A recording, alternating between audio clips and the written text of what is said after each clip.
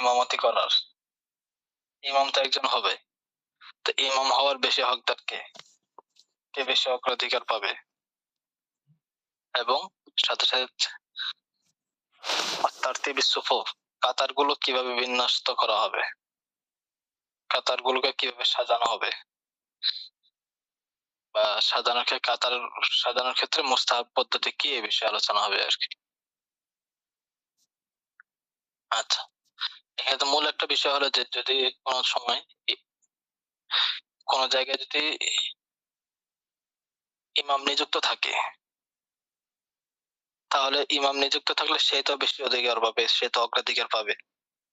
ঠিক আছে, এখন যদি কোনো জায়গায় মনে করেন যে ইমাম নিযুক্ত নাই, বা 10-12 জন মিলে একজন সফরে যাচ্ছে বা কোন এক জায়গায় গেছে, সেখানে নামাজ পড়বে, জামাতের সাথে নামাজ পড়বে, সেখানে তো আর ইমাম নিযুক্ত নাই, তো এই ক্ষেত্রে কে ইমাম হবে? এখন মনে করেন হয়তো সবাই আলেম, সবাই হাফেজ, সবাই কারি, তো এক্ষেত্রে ইমামের বেশি হকদার কে? একটা হলো যে কেউ নামাজ পড়ে নামাজ হয়ে যাবে, এটা এক বিষয়। আর একটা বিষয় হলো যে না, এদের মাঝে বেশি অগ্রাধিকার কে পাবে, বেশি হক কে রাখে ইমাম হওয়ার, এই বিষয়গুলো সম্পর্কে আজকে পড়বো। ঠিক আছে ইনশাআল্লাহ। আসলুন ফিল আহাক্কি বিল ইমামাতি ওয়া তারতিবিস সুফুফি। আসল মানে তো অধ্যায়। ফিল আহাক্কি বিল ইমামা, ইমামতের বেশি হকদার সংক্রান্ত, ইমাম হওয়ার বেশি অগ্রাধিকার সংক্রান্ত, ও তারতিবিস সুফুফি, এবং কাতারের বিন্যাস সংক্রান্ত। তারতিব মানে বিন্যাস, সুফ কাতার, কাতারগুলো কিভাবে বিন্যাস করা হবে, কারা আগে থাকবে, পিছনে কারা থাকবে, এরপরে কারা থাকবে, এ সংক্রান্ত আর কি। তো একটা কাতারগুলোকে কিভাবে বিন্যাস করা হবে এবং ইমামতের বেশি হকদার কারা হবে, এ সংক্রান্ত আজকের অধ্যায়, এই অধ্যায়ের মধ্যে আলোচনা হবে। তো দেখেন, আচ্ছা একজন পড়েন দেখি।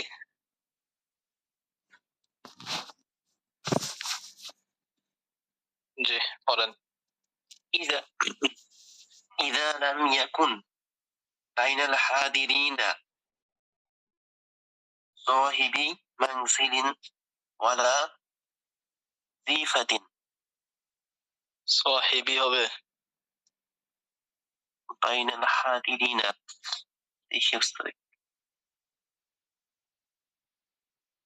بين الحاضرين صاحب منزل ফাইল তোমার এটা। আচ্ছা, সাহিব মানসিলিন, এরপরে ওস্তাদ এটার অর্থ কি? যিফাতুন, ওয়াজিফাতুন, ওয়ালা ওয়াজিফাতিন, ওয়ালা ওয়াজিফাতিন। ওয়াজিফা, ওয়াজিফা বলে না, ওয়াজিফা বেতনভুক্ত। আচ্ছা ওস্তাদ ওটার হইছে ওস্তাদ, ওই যে সাহিবু ওয়াজিফাতিন আর কি, মূলত সাহিবু মানসিলিন ওয়ালা সাহিবু ওয়াজিফাতিন, ওয়াজিফাতিন আত্মা আছে মানসিলের উপরে। ঠিক আছে, এরপরে ওয়ালা যু সুলতানিন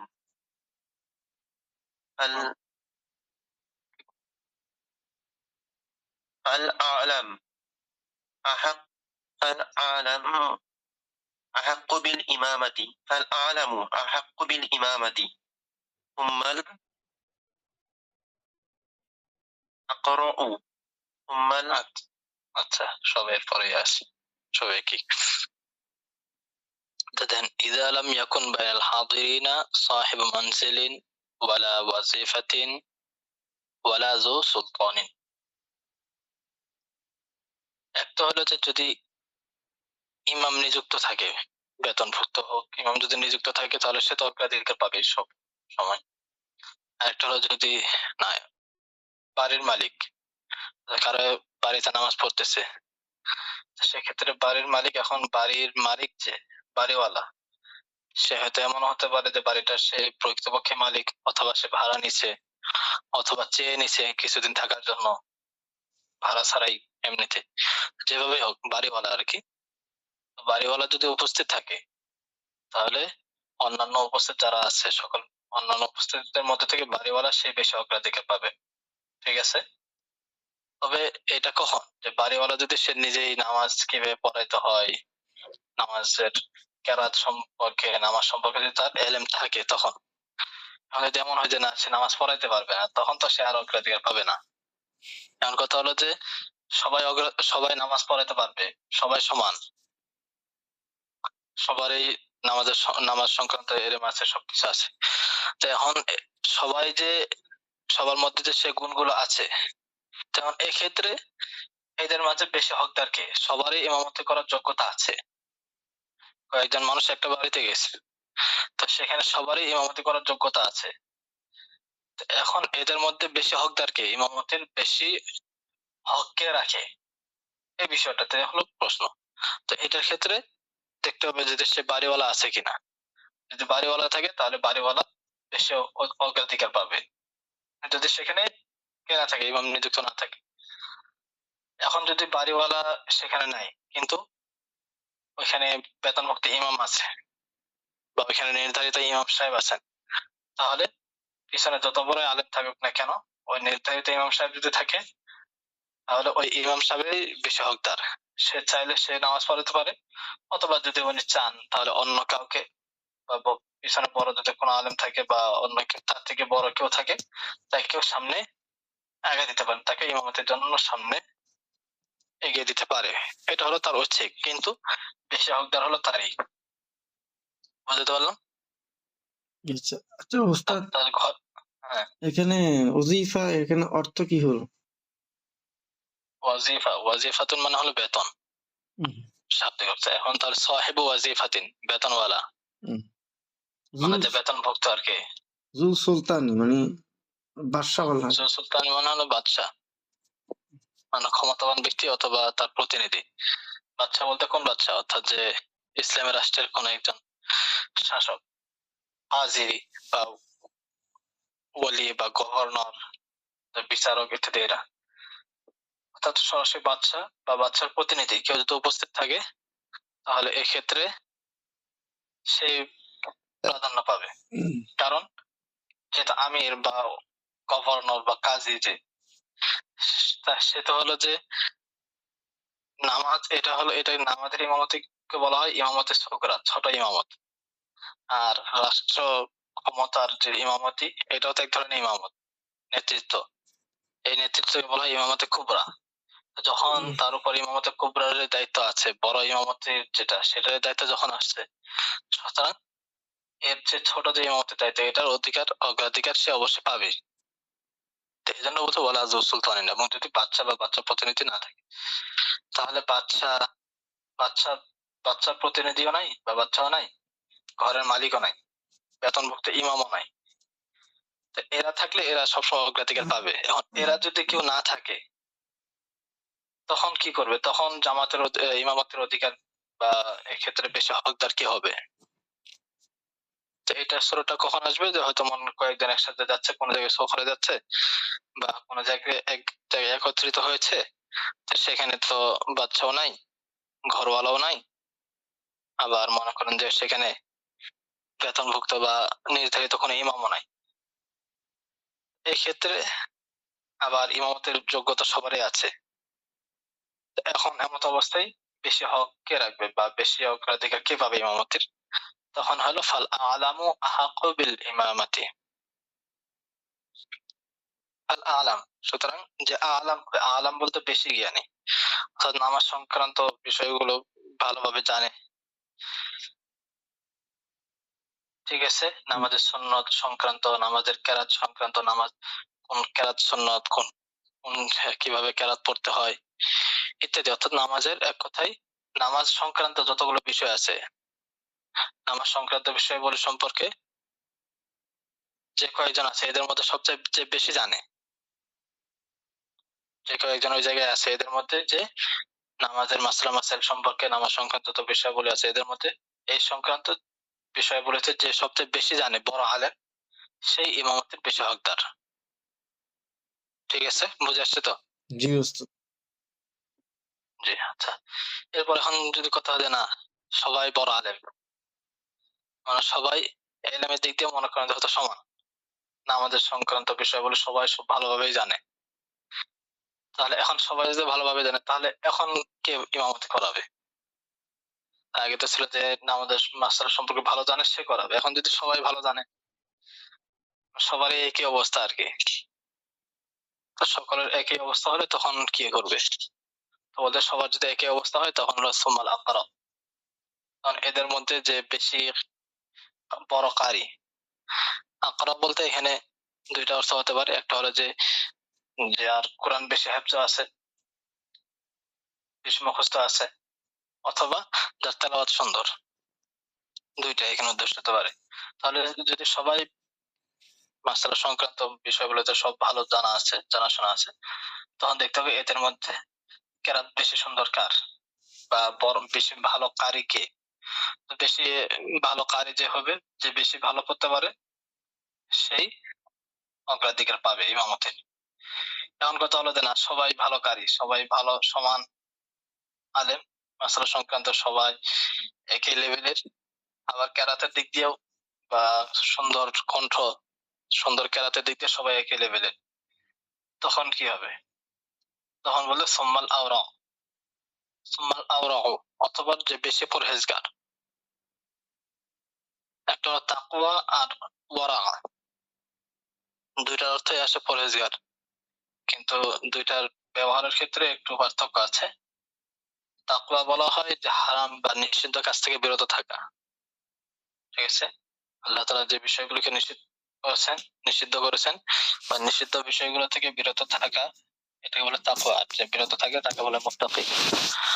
আর ওয়ারাউন বলা হয় মূলত সন্দেহযুক্ত বিষয়গুলো থেকে দূরে থাকা, যেটার মধ্যে সন্দেহ আছে, সেটা হারাম নিশ্চিত না, বরং তার সন্দেহ হচ্ছে, এই সন্দেহযুক্ত বিষয়গুলো থেকে দূরে থাকাকে বলা হয় ওয়ারাউন। তাহলে তোমার আওরা, তোমার যে বেশি পরহেজগার মানে যে উপস্থিত লোকদের মধ্যে থেকে তাদের মধ্যে যে সন্দেহযুক্ত বিষয়গুলো থেকে বেশি দূরে থাকে।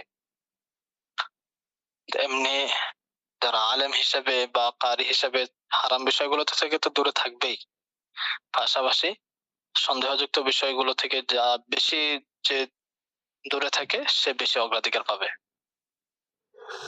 এখন কথা হলো যদি সবাই একই, এই ক্ষেত্রে যদি সবার লেভেল এক হয়, যেন সবাই মনে করেন যে বড় বুজুর্গ, সবাই সন্দেহযুক্ত বিষয়গুলো থেকে দূরে থাকে, তখন প্রাধান্য কে পাবে?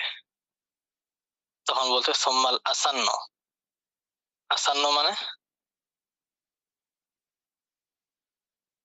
সুন্নতের অনুসারী নাকি?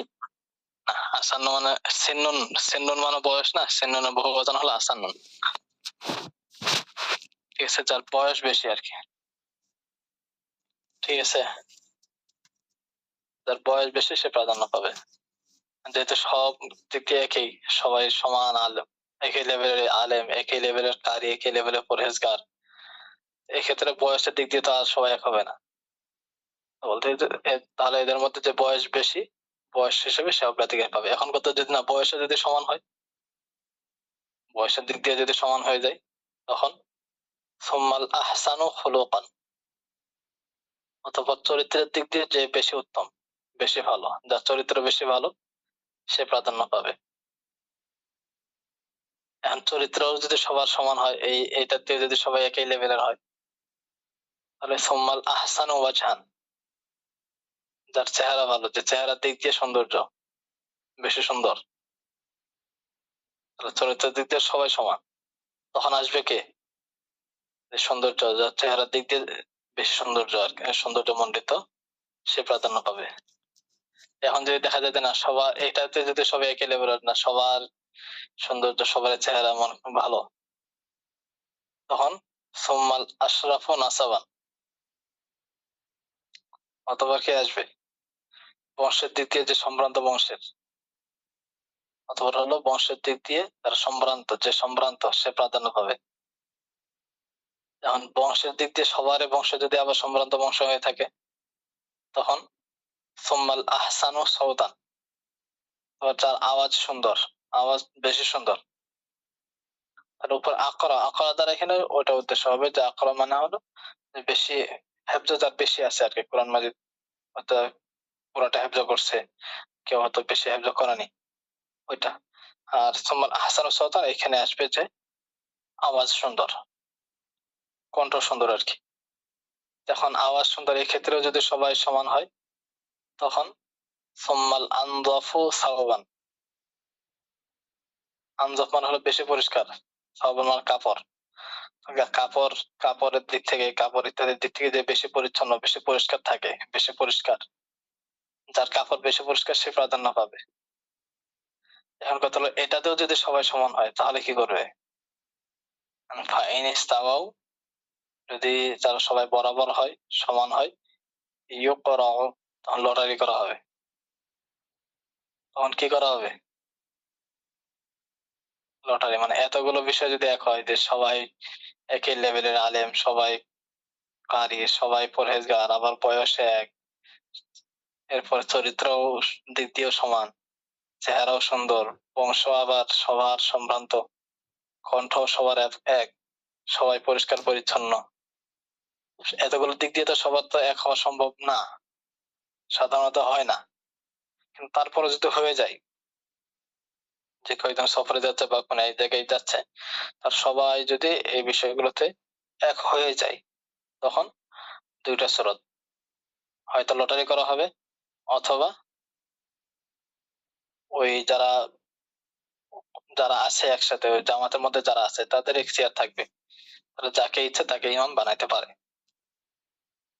একটা হলো ইমাম বানানো, এটা তো যে কেউ ইমামতি করলে হয়ে যাবে। এখানে মূল বিষয়টা আসতেছে বেশি অগ্রাধিকার কে পাবে, বেশি হকদার কে রাখে সেই বিষয়ে। তো যেহেতু সবাই সমান, এক্ষেত্রে হয়তো লটারি করবে অথবা যারা উপস্থিত আছে তাদের ইখতিয়ার, তারা যাকে ইচ্ছা তাকেই সামনে দিয়ে দিতে পারে। এখন যদি দেখা যায় যে লটারি না করে যদি দ্বিতীয় অপশনটা গ্রহণ করা হয়, যে জামাতের উপস্থিত লোকজন তারা নির্ধারণ করবে কাকে ইমাম বানানো যায়, কারণ এক্ষেত্রে যদি আবার ইখতিলাফ হয়ে যায়, কয়েকজন বলতেছে একজনের ব্যাপারে আর কয়েকজন বলতেছে আরেকজনের ব্যাপারে, এখানে যদি আবার মতানৈক্য হয়ে যায় তখন এক্ষেত্রে বেশিরভাগ যাকে নির্বাচন করবে তাকেই ইমাম হিসেবে নিযুক্ত করা হবে, সেই ইমামতের বেশি হকদার হবে ওই ক্ষেত্রে, বেশিরভাগ যাকে যার ব্যাপারে বলবে। এই হলো ইমামতের বেশি হকদার কারা, এইটা হলো একটা সিরিয়ালটা মনে রাখতে হবে, ঠিক আছে ইনশাল্লাহ। যে যদি সেখানে ঘরের মালিক, বাচ্চা এবং বেতনভুক্ত ইমাম সাহেব না থাকেন তখন ইমামতের বেশি হকদার কারা, ঠিক আছে, কার পরে কে বেশি হকদার, এভাবে কারা, স্টেপ বাই স্টেপ মনে রাখতে হবে। তাহলে এক্ষেত্রে সর্বপ্রথম বেশি হকদার কি হবে, যে ইমামতের বেশি হকদার হলো যে বড় আলেম। নামাজ, বড় আলেম বলতে কি, নামাজের মাসলা সংক্রান্ত ভালো জানে আর কি, এর অর্থ এটা না যে সব বিষয় জানতে হবে। আলাম বলতে, বড় জ্ঞানী বলতে নামাজ সংক্রান্ত বিষয় বলিতে, নামাজ সংক্রান্ত যতগুলো বিষয় আছে এই বিষয়গুলো তার ভালো জানাশোনা আছে। এরপরে এটাতে সবাই এক হলে এরপরে অগ্রাধিকার কে পাবে, এরপর হলো সুম্মাল আকরা, যে বড় কারি, যার বেশি হেফজ আছে, এরপরে বেশি পরহেজগার, এরপরে বয়সের দিক দিয়ে, এরপরে যার চরিত্র ভালো, চেহারা সুন্দর, বংশ সম্ভ্রান্ত, কণ্ঠ ভালো, এরপরে তার কাপড় পরিষ্কার। উস্তাদ এই সিরিয়াল, জি এই সিরিয়ালটা মনে রাখতে হবে কিন্তু। আশরাফু এটা কি অর্থ? সম্ভ্রান্ত, শরীফ, শরীফ বলে না, শরীফ বংশ, হুম। সম্ভ্রান্ত বংশ। জি, তাহলে এই সিরিয়ালটা একটু মনে রাখতে হবে, ঠিক আছে ইনশাল্লাহ। জি কার পরে কে বেশি অগ্রাধিকার পাচ্ছে এগুলো কিন্তু মনে রাখতে হবে, এগুলো অনেক সময় পরীক্ষাতে চাওয়া হয়। আচ্ছা, তাহলে এখন দেখেন একটু অর্থের দিকে খেয়াল করেন। إذا لم يكن بين الحاضرين صاحب منزل ولا وظيفة ولا ذو سلطان, যদি বা যখন উপস্থিত মানুষের মাঝে বাড়ির মালিক, বেতনভুক্ত, বেতনওয়ালা বা বেতনভুক্ত ইমাম সাহেব এবং বাদশা উপস্থিত না থাকবে, তখন ফাল আ'লামু আহাক্কু বিল ইমামাতি, তখন ফাল আলামু নামাজ সংক্রান্ত বিষয়াবলীতে বেশি জ্ঞানী ব্যক্তি সে আহাক্কা বিল ইমামাতি ইমাম হওয়ার বেশি যোগ্য, বেশি হক রাখে। সুম্মাল আকরাউ অতঃপর বেশি পড়ে অর্থাৎ বেশি মুখস্থ করছে সে। সুম্মাল আরাউ অতঃপর বেশি পরহেজগার ব্যক্তি। সুম্মাল আসান্ন অথবা বেশি বয়সওয়ালা ব্যক্তি। সুম্মাল আহসানু খুলুকান অথবা চরিত্রের দিক দিয়ে যে বেশি ভালো।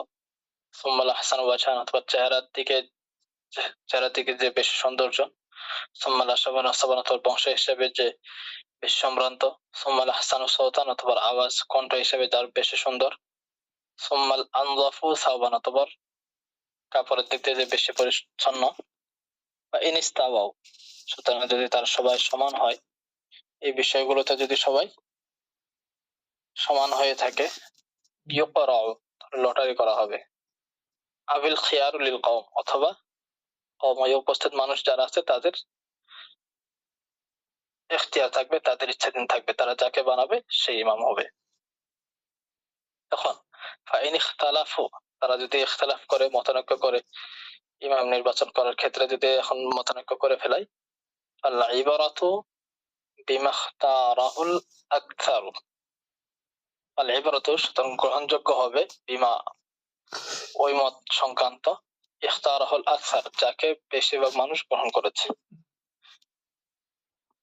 তাহলে অধিকাংশ মানুষ যাকে পছন্দ করেছে সেই ইমাম হিসেবে কি হবে, বিবেচিত হবে, সেই গ্রহণযোগ্য হবে। ইবরাত না, ইবরাত মানে এতেবার, বিবেচিত হওয়া। ফল ইবরাত বিমা ইখতারাহুল আকসার অধিকাংশ যাকে পছন্দ করবে, যাকে নির্বাচন করবে সেই ইমাম হিসেবে বিবেচিত হবে। আচ্ছা, এরপরে দেখেন ওয়াইন কদ্দামু গায়রাল আউলা ফাকাদ আসাউ। ওয়াইন কদ্দামু গায়রাল আউলা এখন যদি তারা যে ইমামতের বেশি হকদার তাকে সামনে না পাঠিয়ে এর চেয়ে কম যে হকদার তাকে সামনে পাঠায়, তাহলে এক্ষেত্রে বলতেছে ফাকাদ আসাউ, তাহলে তারা কি করলো, এটা একটা মন্দ কাজ করলো। কিন্তু এটা মন্দ কাজ এমন না যে এটার কারণে গুনাহ হবে, বিষয়টা এমন না। গুনাহের কিছু স্তর আছে, ঠিক আছে। গুনাহের ক্ষেত্রে হাদিসের মধ্যে একাধিক শব্দ আছে, জামবুন, সুউন, এরপর মাসিয়াত, এরপরে মনে করেন যে এই ধরনের কি আছে, বিভিন্ন শব্দ আছে যেগুলো দ্বারা গুনাহ বোঝানো হয়। এখন এর যে সর্বনিম্ন যেটা গুনাহের বা যে শব্দগুলো দ্বারা অপরাধ ও গুনাহ বোঝানো হয়, যেমন একটা আছে কবিরা গুনাহ, সগীরা গুনাহ, এগুলো আছে না। জি ওস্তাদ। মাসিয়াত দ্বারা মূলত সাধারণত কবিরা ইত্যাদি এগুলো গুনাহ বোঝানো হয়। জামবুন দ্বারা অনেক সময় সগীরা বোঝানো হয়। এগুলো থেকে গুনাহের সর্বনিম্ন যে স্তর আর কি, সেই স্তরটার ক্ষেত্রে সুউন শব্দ ব্যবহার করা হয় আরবিতে। তো এখানে ফাকাদ আসাউ তার মানে এটা একটা কাজটা অন্যতম কাজ করলো আর কি, তারা একটা মন্দ কাজ করলো। কিন্তু এই মন্দ কাজের কারণে দেখেন নিচে দেওয়া আছে ওয়ালাকিন লাকিন লা ইয়াসামুন, কিন্তু তারা গুনাহগার হবে না। অর্থাৎ এই যে যে বেশি অগ্রাধিকার না, বেশি হকদার না এমন কাউকে যদি ইমাম হিসেবে সামনে দিয়ে দেয়, তো এর কারণে যে সবাই গুনাহগার হবে বিষয়টা এমন না, তবে কাজটা আর কি ঠিক না। বিষয়টা হলো এমন, কাজটা ঠিক না। বুঝাতে পারলাম তো? জি, জি ওস্তাদ। বুঝে আসছে কিনা? ওয়াইন কদ্দামু গায়রাল আউলা, গায়রাল উলা আবার পড়িয়েন না, গায়রাল আউলা, উলা মানে প্রথম আর আউলা মানে উত্তম বা বেশি হকদার।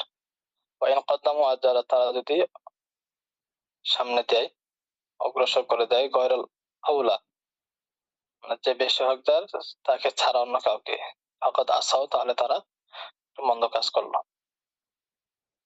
আচ্ছা, এই হলো যে ইমামতের বেশি হকদার কে কে হবে বা কার পরে কে বেশি হকদার, বেশি হক রাখে, সে বিষয়ে আলোচনা। এরপর আলোচনা আসতেছে কার কার ইমামত মাকরুহ,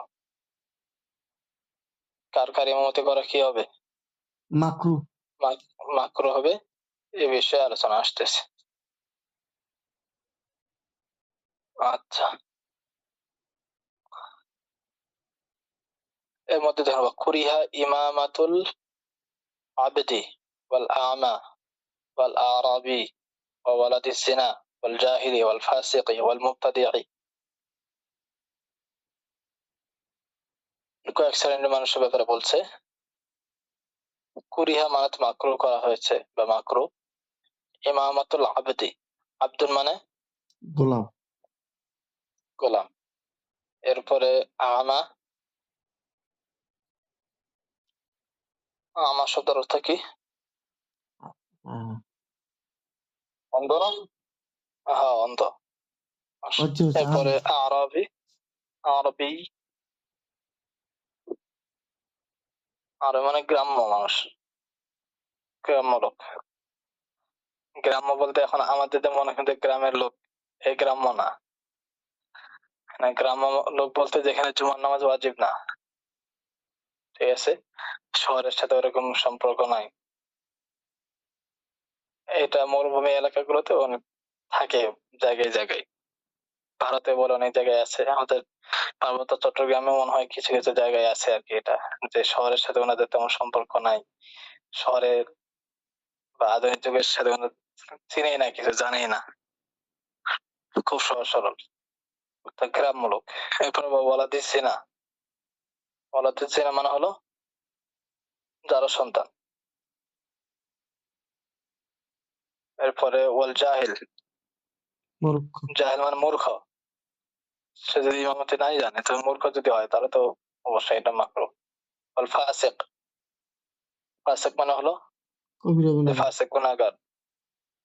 মুবতাদি মানে বেদাতি, এদের গুনাহ হলো মাকরুহ। এদের না, এদের ইমামতি, এদের ইমামতি করা মাকরুহ। এখন কথা হলো যে যদি এমন হয় যে কোনো জায়গায় গেছেন বা কোনো এক জায়গায় যাচ্ছেন, দেখতেছেন জামাত নামাজ শুরু হয়ে গেছে, তো সেই জায়গার ইমাম সাহেব হলো ফাসিক বা গোলাম বা অন্ধ, অর্থাৎ তাদের ইমামতি মাকরুহ, এমন কোন একজন ইমাম, তখন আপনি কি করবেন? একে একে নামাজ পড়ে চলে যাবেন নাকি জামাতের সাথে নামাজ পড়বেন ওই সময়? তো এক্ষেত্রে হলো যে কোনো জায়গায় যদি এই অবস্থা হয়ে যায় যে না, সেখানে আশেপাশে জামাত শুরু হয়ে গেছে, ইমাম সাহেব বেদাতি, বা সে হয়তো যে বেদাতি না, ভালো ইমাম, এমন জামাতের সাথে আপনি শরীক হতে পারবেন না, জামাত সব জায়গায় শেষ হয়ে যাবে। তো এক্ষেত্রে ওই ইমামের পিছনে নামাজ পড়ে ফেলতে হবে, তারপরে জামাত ছাড়া যাবে না। এখন অপারক হয়ে পড়ে ফেলতেছেন, এর তো কোনো সমস্যা নাই, কিন্তু এমনিতেই এদের পিছনে নামাজ না পড়ার একটু চেষ্টা করা। আচ্ছা, তাহলে এদের ইমামতি এটা হলো কি মাকরুহ। তবে এক্ষেত্রে কিছু কিছু বিষয়, যেহেতু এখানে এই যে আমা অন্ধ, অন্ধ বিষয়ে কিছুটা আলোচনা আছে বা ওলামায়ে কেরামের মাঝে কিছুটা ইখতিলাফ আছে। কারণ আনাস রাদিয়াল্লাহু আনহু থেকে একটা বর্ণনা আছে, তিনি তার বর্ণনা দ্বারা অন্ধ ব্যক্তির যে ইমামতি জায়েজ এটা সাব্যস্ত হয় আর কি। এজন্য সকল ওলামায়ে কেরাম এই ব্যাপারে একমত যে অন্ধ ব্যক্তির ইমামতি করা জায়েজ আছে, কিন্তু অন্ধ ব্যক্তির ইমামতি করা মাকরুহ হবে কিনা এই বিষয়টাতে নিয়ে কিছুটা কি হয়েছে, ওলামায়ে কেরামের মাঝে কিছুটা ইখতিলাফ হয়েছে। এক্ষেত্রে মূলত হেদায়া সহ বিভিন্ন কিতাবের মধ্যে একটা বিষয় উল্লেখ করছে, বিষয়ে একটা মাসআলা, যে যদি উপস্থিতদের মধ্যে থেকে অন্ধ ব্যক্তির চেয়ে যে সুস্থ ব্যক্তি, যে চোখে দেখে, এমন ব্যক্তিরা যদি কেরাতের দিক দিয়ে বা নামাজের মাসআলা সম্পর্কে ভালো না জানে থাকেন, তাহলে এক্ষেত্রে অন্ধ ব্যক্তির ইমামতি মাকরুহ হবে না, তার ইমামতি হবে, এটা মাকরুহ হবে না। আর এছাড়া যদি দেখা যায় যে না, অন্ধ যে তার এটা তো একটা ত্রুটি, কারণ অন্ধ থেকে যদি যে সুস্থ ব্যক্তি যারা আছে, যে চোখে দেখে, এমন ব্যক্তি যদি দেখা যাচ্ছে যে সে নামাজের বিষয়গুলো সম্পর্কে ভালো জানে, কেরাতও ভালো জানে, তাহলে এই ক্ষেত্রে ওই ব্যক্তিকে রেখে অন্ধ ব্যক্তির ইমামতি করা এটা মাকরুহ হবে। আচ্ছা, তাহলে আমরা কয়জনের ইমামতি মাকরুহ পেলাম? চলো, গোলাম, অন্ধ, গ্রাম্য, জনসন্তান, এরপর হলো মূর্খ, ফাসেক, মুবতাদি, বেদাতি। 7 শ্রেণীর ব্যক্তি। এই 7 শ্রেণীর ব্যক্তির ইমামতি মাকরুহ। জি, ফাসিক না তো কি হবে? সবগুলোই চের, ফাসিকি ওয়াল মুবতাদি। ওই যে ইমামাতুল আবদি, ইমামতের উপর আছে না? ও আচ্ছা আচ্ছা, ইমামত। উস্তাদ ওই যে শুরুর দিকে যে একটা এবারতে বাইবুল বললেন যে বাইল হাদিরিনা, এই এবারটা একটু যাবে। আচ্ছা, হুম, হাদিরিনা মানজিল, সাহিবি মানজিলি, হ্যাঁ না উস্তাদ? সাহিবু, সাহিবু মানজিলি, তারপর ওয়ালা সাহিবু মানজিলিন ওয়ালা ওয়াজিফাতিন, তারপর এটা উস্তাদ ওয়ালা যু সুলতানিন, ওয়ালা যু সুলতানিন। জি জি, ঠিক আছে। আচ্ছা, এটা গেল হলো যে ব্যক্তি কেন্দ্রিক কাদের ইমামতি মাকরুহ। তাহলে প্রথম বিষয় হলো কারা ইমামতের বেশি হকদার। এরপর হলো কাদের কাদের ইমামতি, কোন কোন শ্রেণীর ব্যক্তির ইমামতি মাকরুহ। এরপর আসতেছে নামাজের মধ্যে কি কি বিষয় মাকরুহ, এই জন্য কয়েকটা বিষয় আসতেছে। তো এখন যে বিষয়গুলো, এটা কিন্তু ব্যক্তি কেন্দ্রিক না। এখন যেগুলো বলবে, আগে যেগুলো গেল সেগুলো হলো ব্যক্তি কেন্দ্রিক, কোন ব্যক্তি ইমামতের বেশি হকদার হবে, কোন ব্যক্তির ইমামতি মাকরুহ হবে, সেগুলো ছিল ব্যক্তি কেন্দ্রিক। এখন হলো যে নামাজের মধ্যে কোন কোন বিষয় মাকরুহ, কোন ব্যক্তি কেন্দ্রিক না। এটা যে ব্যক্তি হোক না কেন, ইমামতের বেশি হকদার যদি হয়ে থাকে, সে এই কাজগুলো করলে মাকরুহ হবে। আর যে যার ইমামতি মাকরুহ, তার ইমামত করলে তো সেটা মাকরুহ হবেই। এর মধ্যে একটা হলো তাতওয়িলুস সালাতি, তাতওয়িলুস সালাতি, নামাজকে দীর্ঘ করা, নামাজকে সুন্নত কেরাতের থেকেও বেশি লম্বা করা। ঠিক আছে, এটা মাকরুহ। এটা হলো যে যদি ওই সময় যখন দেখা যাচ্ছে যে পিছনে বা মুক্তাদিদের মধ্যে অসুস্থ ব্যক্তি আছে বা মাযুর আছে, যাদের কষ্ট হচ্ছে, অত মুসল্লিদের যদি কষ্ট হয়, তাহলে মুসল্লিদেরকে কষ্টের মধ্যে ফেলে রেখে ইমাম সাহেব সুন্নত কেরাতের থেকে বেশি পড়া, সুন্নত কেরাত পড়তে পারবে, সমস্যা নাই, কিন্তু সুন্নত কেরাতের থেকে বেশি পড়া, সুন্নত পরিমাণ কেরাত থেকে বেশি পড়া, বেশি দীর্ঘায়িত করা, যার কারণে মুসল্লিদের কষ্ট হয়, এটা হলো মাকরুহ। বুঝে আসছে তো? দেখেন এখানে দেওয়া আছে।